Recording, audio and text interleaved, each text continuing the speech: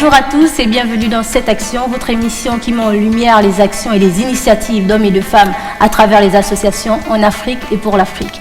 Pour ce nouveau numéro, nous nous mettons à vif et nous mettrons à vif avec l'association Agir pour une jeunesse autonome qui œuvre pour la promotion de l'entrepreneuriat chez les jeunes.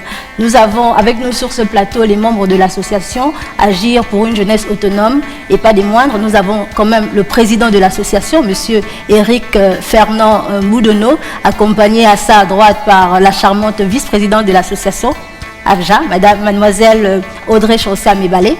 À ma gauche, madame Elvire Guenaël Revaza, c'est ça. C'est ça. Vous êtes chef de projet sur un nouveau projet sur lequel vous travaillez sur le compte de l'ABJA, qui est la FAC. Futur Agro Challenge, d'accord.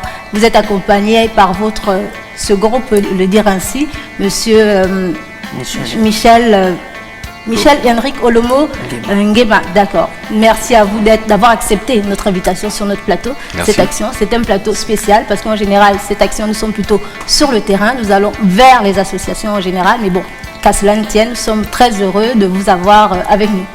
Alors, nous allons rentrer d'emblée, d'entrée de jeu, sur le vif du sujet qui nous réunit aujourd'hui. C'est par rapport à votre association, monsieur le président. Ouais. Alors, dites-nous un peu, est-ce que vous pouvez nous rappeler l'histoire qu'il y a derrière l'ABJA? Alors, l'ABJA, comme vous l'avez dit, c'est donc l'association Agir pour une jeunesse autonome. Autonome, d'accord. C'est une association qui existe maintenant depuis quasiment 2 ans, dont les origines viennent plutôt du Forum de la jeunesse qu'il y a eu en septembre 2011. Donc à ce moment-là, les jeunes s'étaient regroupés pour réfléchir sur les problématiques qui minent la jeunesse gabonaise. Donc il y avait plusieurs sujets, des sujets de santé publique, des sujets liés à la scolarité, mais aussi des sujets liés tout simplement à l'autonomisation de la jeunesse. Donc quand on parle d'autonomisation de la jeunesse, on parle aussi d'indépendance financière quelque part. Et aujourd'hui, pour avoir une indépendance financière, on a 2 possibilités. Soit on devient salarié dans une entreprise, soit on peut lancer sa propre entreprise.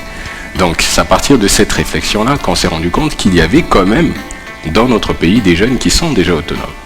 Et qu'il fallait créer un mouvement qui nous emmène à regrouper des jeunes pour qu'ils aillent dans une démarche d'autonomisation de la jeunesse par l'entrepreneuriat. D'accord. Le mouvement en question, madame Audrey Chancé-Améballé, vous en avez fait partie, Oui. n'est-ce pas? Alors, est-ce que vous pouvez nous rappeler comme ça les visions en fait de l'association? L'ABJA, c'est déjà c'est d'aider les entrepreneurs. Ok. C'est de les mettre en lumière, c'est de leur offrir une plateforme. Parce que lorsqu'on est entrepreneur, on a souvent l'impression qu'on est tout seul. On souffre tout seul. C'est vraiment un monde plus ou moins solitaire. Et donc nous, au sein de l'ABJA, on offre en fait aux entrepreneurs gabonais et africains une possibilité en fait de discuter de leurs différents problèmes et pour ensemble pouvoir trouver des solutions. Ça peut être des entrepreneurs déjà accomplis, ça peut être des futurs entrepreneurs. Donc c'est notre vision, notre but à nous en fait, c'est de permettre à ceux qui ne prennent pas le chemin classique, donc de la fonction publique ou d'être salariés, de pouvoir créer et de bien créer leur entreprise pour pouvoir en jouir financièrement. D'accord. Madame Elvire Revaza, vous êtes également membre fondateur de l'association. Donc vous pouvez nous dire en quelques mots qui sont les membres de l'association en général?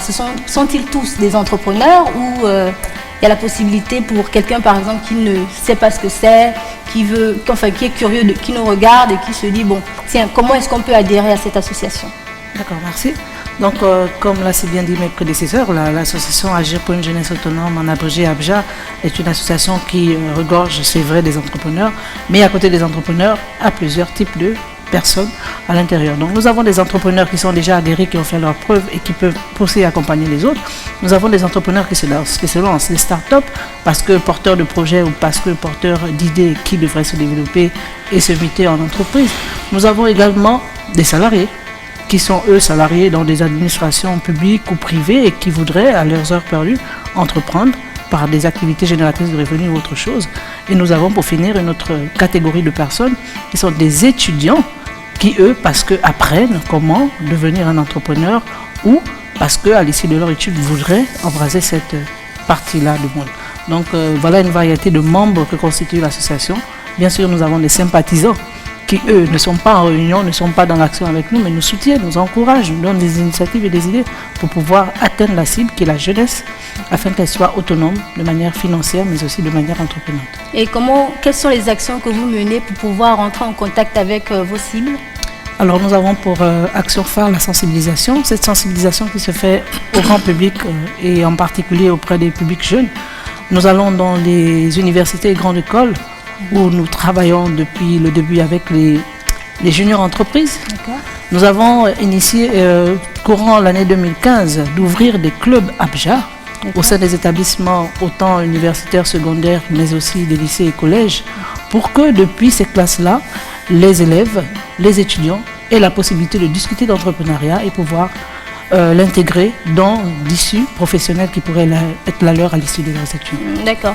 Monsieur Michel Henrik Olomongema, quant à vous, j'ai une petite question, celle de savoir si on peut acquérir facilement la mentalité en fait d'entrepreneur. Oui, merci Laura pour la question. Je dirais que dans notre contexte, la valeur entrepreneuriale n'a pas encore été bien inculquée. Pourquoi? Parce que les jeunes sont envoyés à l'école pour avoir des diplômes. Et ce sont ces diplômes-là qu'ils doivent présenter dans la recherche d'un boulot. Maintenant, le secteur de l'entrepreneuriat n'exige pas un diplôme en tant que tel. Ça veut dire quoi? Ça veut dire qu'en temps normal, on n'a pas besoin d'aller suivre une formation exacte pour pouvoir commencer une idée. La preuve, il y a des self-made entrepreneurs. On peut prendre des grands noms de ce monde, de Microsoft ou de Facebook. Ce sont des personnes qui n'étaient pas en temps normal des super bons diplômés. Mais ce sont des gens qui se sont réveillés, qui ont eu une idée de projet ou un projet et qui se sont lancés dans la maîtrisation de ce projet.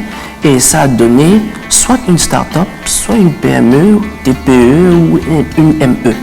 Donc, en fait, c'est comme ça en fait, que l'idée de l'entrepreneur se développe crescendo à partir d'une idée que l'on met en place en réunissant tout autour tous les mécanismes qui font en sorte que cette idée soit matérialisable, en commençant par la recherche des ressources financières, des ressources humaines et tout ce qui va avec.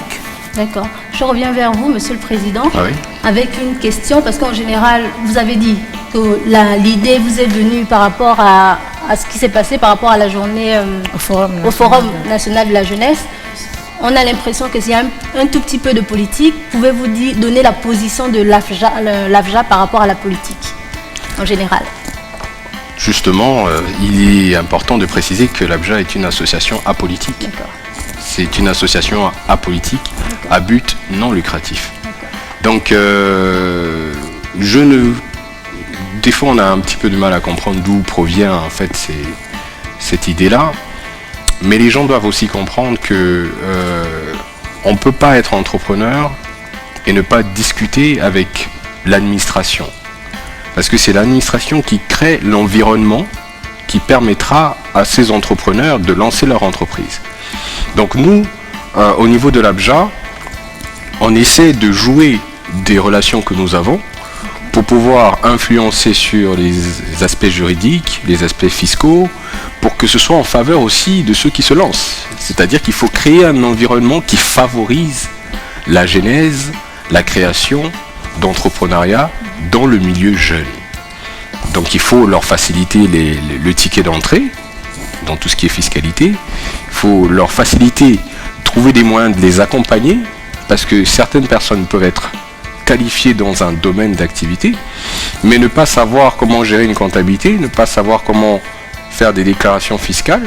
Et il faut pouvoir les accompagner, au moins leur apprendre ça pour qu'ils puissent mieux manager leur entreprise et donc donner plus de chances de réussite à leur entreprise. D'accord. Alors, Madame Mebalé, selon vous, quel est le point fort de votre association? Alors, le point fort de notre association, je dirais, c'est la force des entrepreneurs. Parce que lorsque vous avez un entrepreneur, de manière générale, c'est quelqu'un de très créatif. Et donc, vous réunissez 10, 15, 20 entrepreneurs, 50, 60 entrepreneurs dans une salle. Nous avons la possibilité en fait de créer, de trouver des solutions à je dirais, à la plupart des problèmes.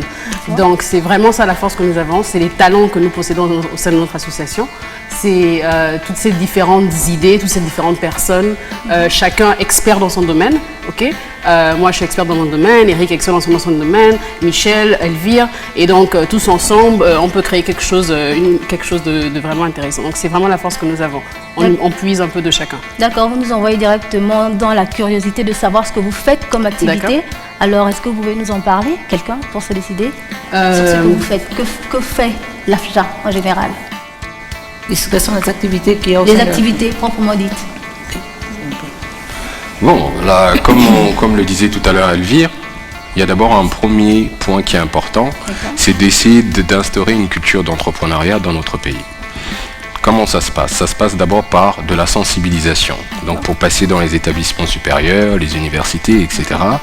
Ça passe aussi d'exister médiatiquement, c'est-à-dire parler d'entrepreneuriat, d'où l'intérêt aussi de participer à cette émission.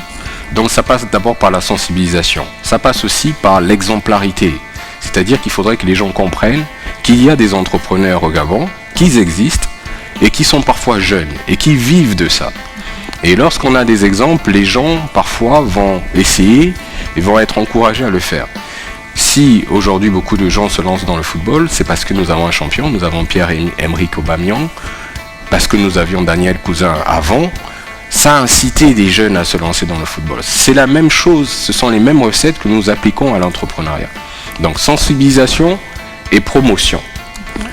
À côté de ça, il y a un travail qui est très important. Comme je le disais, nous sommes aussi une plateforme de réflexion. Comment faire en sorte que l'environnement des affaires puisse bénéficier aussi à ces jeunes? Donc alors là, on ouvre le code des impôts, on ouvre le code du travail et on a des gens qui ont les compétences pour lire ces documents-là et faire des propositions. Donc on devient aussi un interlocuteur, je pense, crédible face aux autorités pour faire des propositions en faveur des entreprises jeunes. D'accord, merci beaucoup.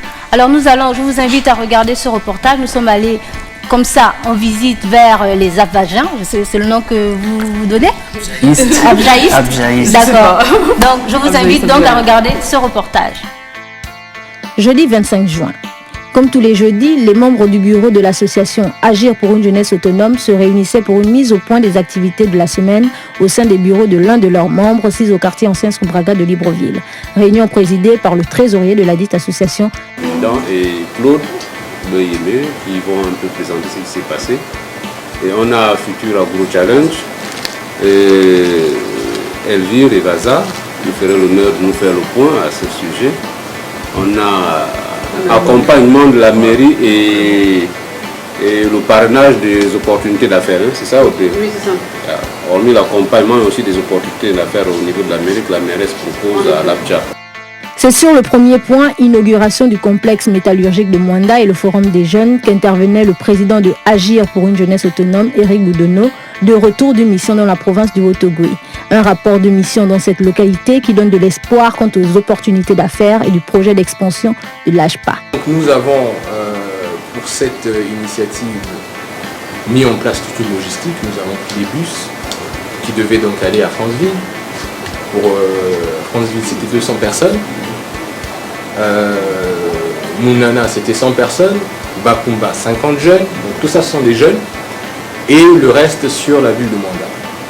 Maintenant, pour qu'on ait en face de nous un public qui soit intéressé par le sujet, on a choisi de se tourner vers des élèves qui seraient en terminale, des étudiants qui seraient à l'USTM et des jeunes qui sont dans les centres professionnels, les centres de formation. Tout simplement parce que ces jeunes-là ont le souci de l'avenir proche.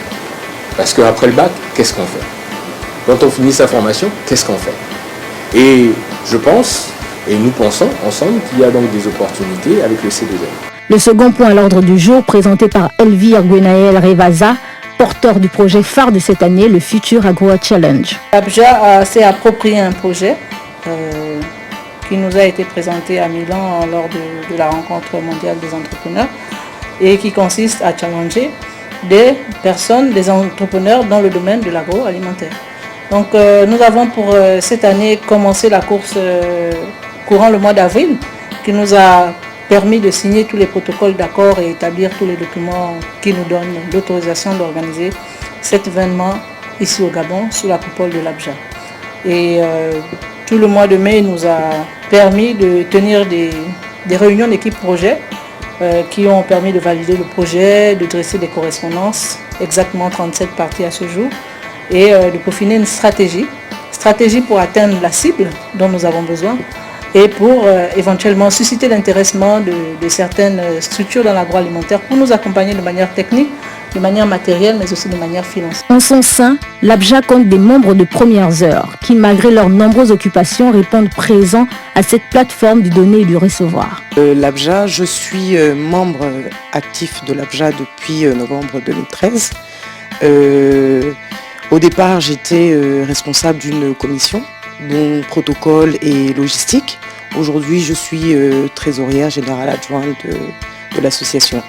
L'ABJA demain, ce sera l'accompagnateur, celui qui motive, qui stimule. Donc voilà, en gros c'est ça. Le Futur Agro Challenge Gabon 2015, en attendant la présentation des lauréats nationaux qui participeront au final mondial à Athènes en Grèce les 2 et 3 octobre prochains, cette compétition qui vise à encourager les nouvelles idées et les principaux moyens à améliorer les conditions de vie des 7 milliards d'hommes qui remplissent la Terre.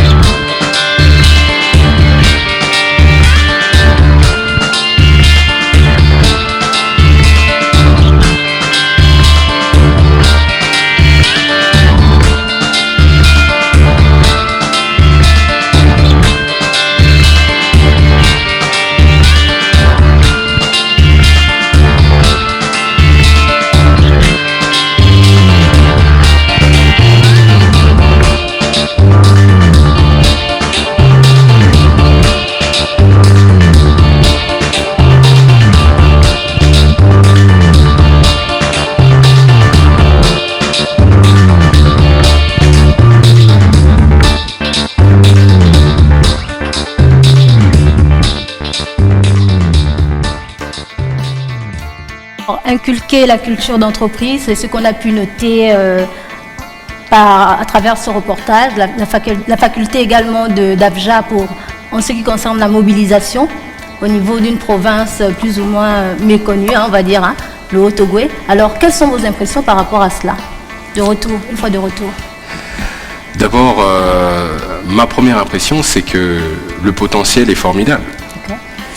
La première chose, c'est que souvent les gens n'ont pas conscience du potentiel qu'a notre pays et même que peut présenter certaines provinces comme le Haut-Ogooué.